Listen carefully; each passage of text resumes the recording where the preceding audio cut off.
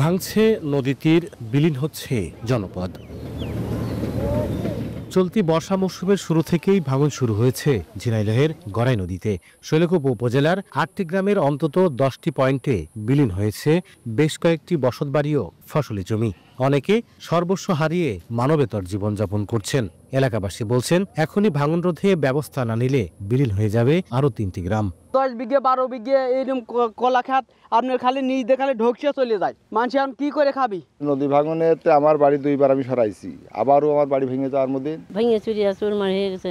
ওই যে ওই বাড়িওয়ালারা ওই বাড়িতে এই পাশে উঠে চলে আসছে। আমার বাড়ি ভেঙে চলে গেছে, এই সরা নিয়ে আছে, তারপরও ভেঙে চলে গেছে। আন কোন থাকবে না আল্লাহ দিচ্ছে। এবার 10-12টা গ্রামে এরকম ভাঙতেছে, আপনার ফসল নিয়ে সব এবার ভেঙে চলে গেছে। এখানে ব্লকবাদ হলে মোটামুটি খুবই ভালো একটা মজবুত একটা কাজ হবে। পানি উন্নয়ন বোর্ড বলছে, ভাঙন রোধে স্থায়ী বাঁধ নির্মাণের জন্য সমীক্ষা চলছে।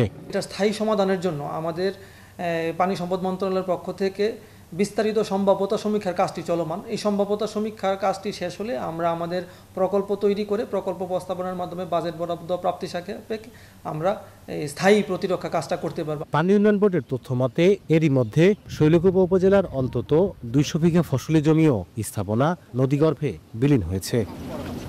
লোটাস রহমান সোহাগ, সময় সংবাদ, ঝিনাইদহ।